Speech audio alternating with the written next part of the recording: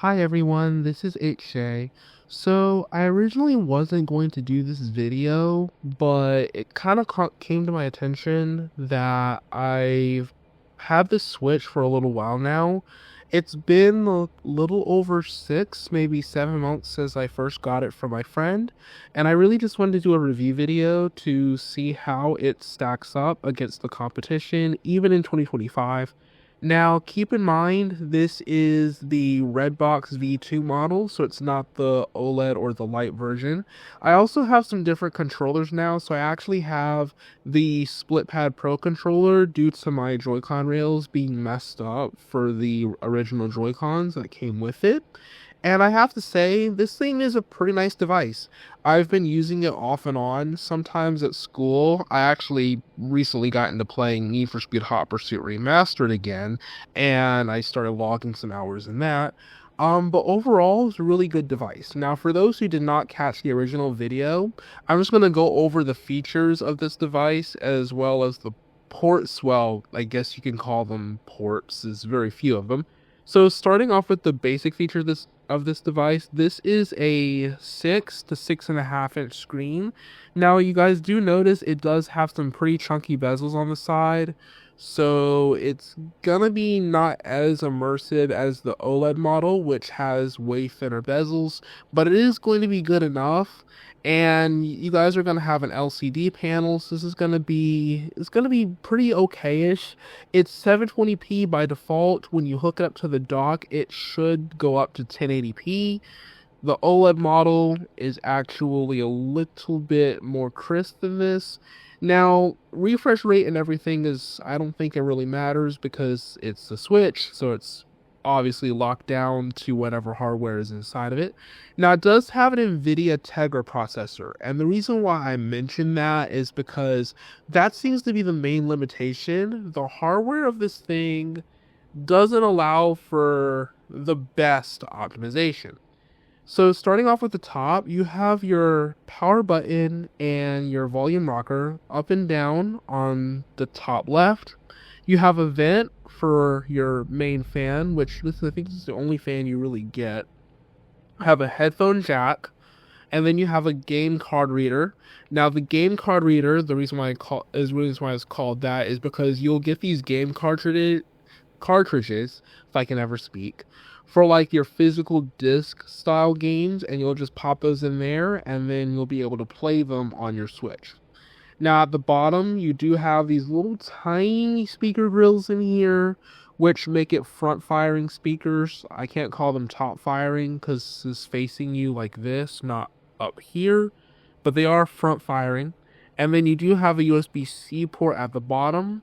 Now, on the back, you usually have a kickstand, though mine, when my friend gave it to me, it didn't have it on, because the flaw with the V2 model, which I'll go in a little bit more in depth when I get into the future parts of this video, is that the kickstand is very narrow and very thin and flimsy. So if you do anything aggressive, like push down on it the wrong way or anything, this kickstand is going to pop right off. And then down here you do have an SD card slot. And then obviously you have your Joy-Cons or your Joy-Con grips that are on the side. Like I said, I have the SplitPad Pro, so I have mappable buttons on the back and these little stand things up top, as well as the standard Switch layout. And if you get the original Joy-Cons, the buttons are mappable. So for my friends who are coming over from a PlayStation or Xbox, which some people would have considered an atrocity to do this, you can set your controls to the Xbox or PlayStation style if you don't feel comfortable using the Switch inverted layout off the gate, which is really helpful for those like me when I first came over who had to learn how to do the regular Switch layout instead. So it gave me some practice. Anyways, these are the games that I have loaded up here. And I'm actually going to show you guys how Hot Pursuit runs so you guys can see. It's most of the games that are like first party Nintendo, like Super Mario and Smash Bros, those are really optimized. Games like Fortnite or Apex and even some of the other AAA titles that were like ported over, those are where you're going to have the issues because those games were designed for more bulkier consoles like PC, Xbox, PlayStation, your Windows handhelds. So when those got ported over, they had to kind of downscale it for the type of hardware that was being ran at the time, and that's what leads to some pretty poor optimization issues. So this is Hot Pursuit. I'm just gonna run a quick game. I don't care if I lose in the time trial. I'm just gonna run it so you guys can see how it performs. Now I can't have an FPS counter on this because unfortunately Nintendo Switch's operating system is pretty locked down when it comes to web browsers and other stuff. The only thing you really get access to is the store, the gate for the games, the internet to some capacity when you're connecting to networks that have a screening, like if you're in a public Wi-Fi or whatnot. That's the only time the internet will really access itself, or if you're doing Facebook to transfer photos from the capture and the albums section of the Switch. You get the settings, and that's really about it. Most everything is like really locked down. So if you are trying to do anything like go to the web or download Chrome or any of that, that's not going to be possible on the Switch. They made it where you cannot do that. Unfortunately, that's the issue that I have with it. My main issue is that you don't have access to web apps. That's why I think Steam Deck and Windows handhelds are so popular right now alongside the Switch, is because with the Windows handhelds and the Steam Deck, you have the option to go in, you do it however you want. So you can change the settings how you want. You can hack Windows onto it without worrying about getting banned in the Steam Deck's case. Or you can just play out of the box with the games that you have on PC and have them work naturally. So this is a game test. I'm just gonna go up against this racer. I'm playing through the camera right now, so I'm kind of have my hands around the camera up to kind of play this. So don't mind me if I crash a lot.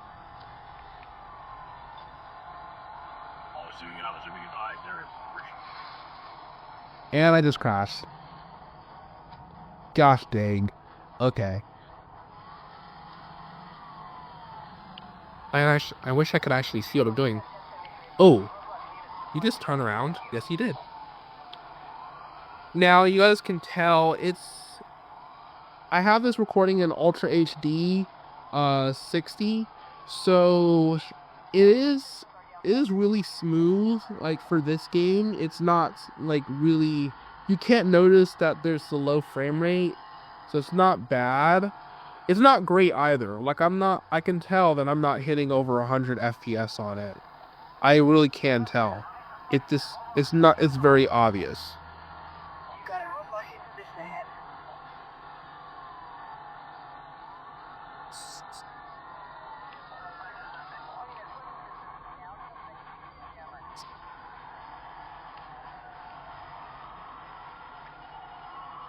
This guy is smart though. He's turning around.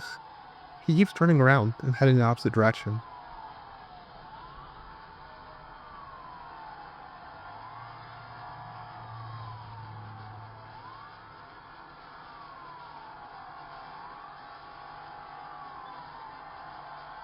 Wait, you were on your own until we get online. 3, Dippery.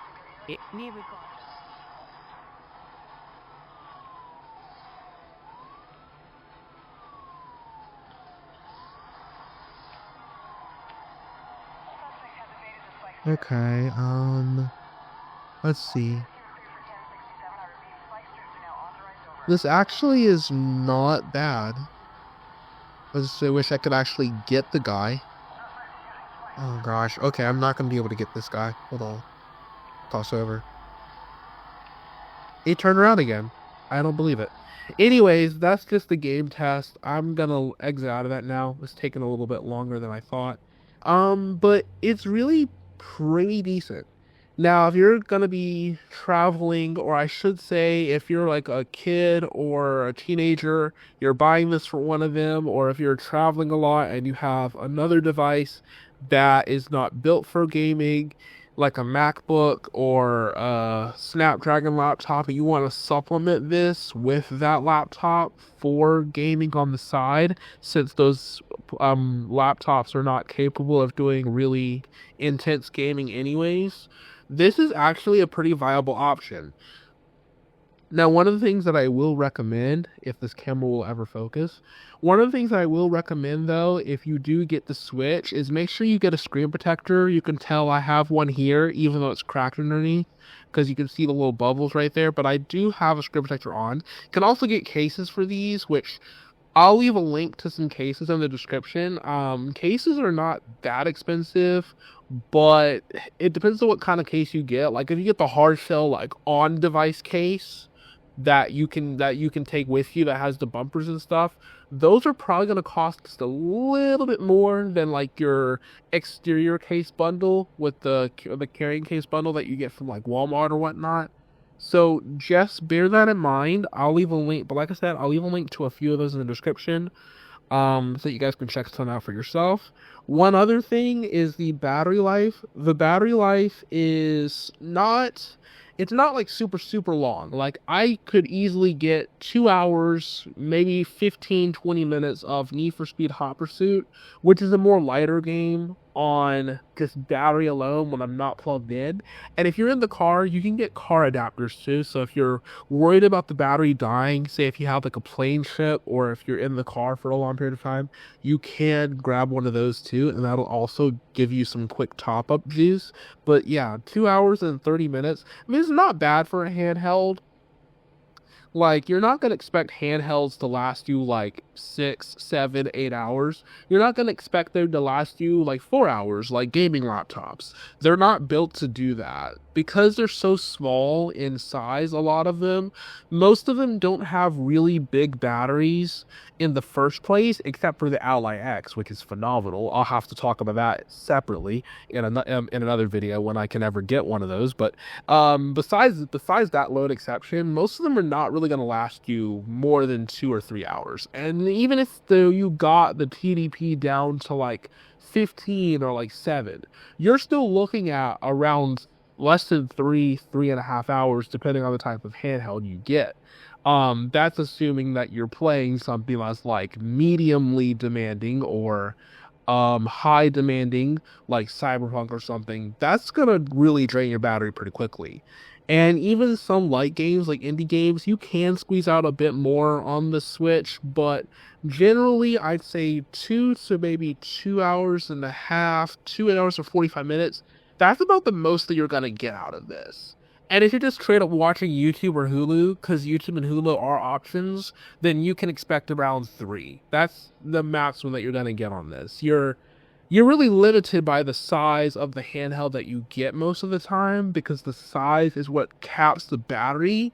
Because in order to put a larger battery in there, they would have to either make it larger in diagonal width, or they would have to make it thicker to make the battery thicker in depth, to try and accommodate a larger battery size. Hence why handhelds like the Legion Go and Ally X are pretty thick.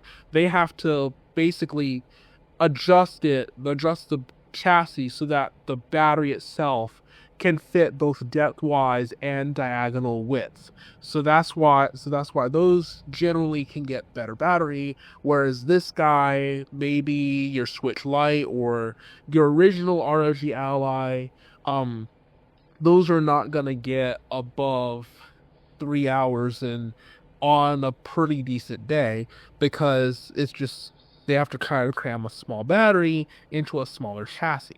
Also, thermals wise, I have never noticed this thing get hot like ever.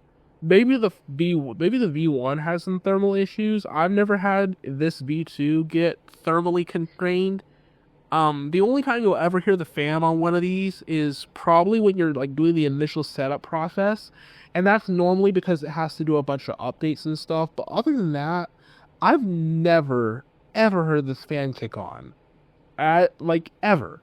I put my ear up to it one time. I didn't hear it, and I was in the middle of doing something pretty intensive. So the fact that this thing is really cool and is not like making the fan hardly turn on. I'm sure it's on, but it's just not like you can't really hear it. Like you would have to get a very, very like amplified listening device to actually hear this thing. Or if you get a decibel meter, you can measure it in the room. But like hearing it with your ears is really much different, and you'll probably will never notice it.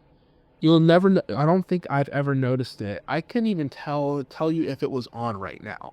That's how quiet this thing is, and that is phenomenal. Like you get some of these Windows handhelds, and the first thing you notice is that they're gonna get not get hot, but they're gonna get warm, and you also sometimes can hear the fan because like they're running AMD processors. They're running like processors that are made for handhelds, but are also x86 that are meant to go into they're meant to go into PCs essentially because the that style of chipset is really like from a PC chip manufacturer. Whereas this guy, the custom hardware was designed in collaboration with Nintendo. A matter of fact, I think Nintendo actually got Nvidia to custom tune it for that reason. So the thermals on this compared to some of the Windows handhelds are really good. Like really, really good. And the fan noise is barely noticeable at all. And so I'm mighty shocked that they were able to do it first off, because like back when I was like 2017 when this thing came out, I had turned 15 like in November. That's how old I was when this came out. I never in a million years thought we'd get to a point where this handheld, this style would not have any fan noise or any thermal constraints whatsoever, but that's exactly what has happened here, and I'm really impressed with that. So great job there, Nintendo. You did a great job on that. Now the other thing I will say, and this is my last remark before I close out the video, is how does this compare to something like your value when it comes to getting the Switch 2? Well, I know it's early to tell because the pricing hasn't come out yet and they haven't released the console yet. In my personal opinion, I would wait for the Switch 2 in 2025. And this is my reasoning, because when you think about it, if you bought it last year, you would have been fine because you wouldn't even know that it was coming out. That you would have no remorse or no buyer's remorse, because you would be 6-7 months backwards. You probably would not have known that anything would have come out this year.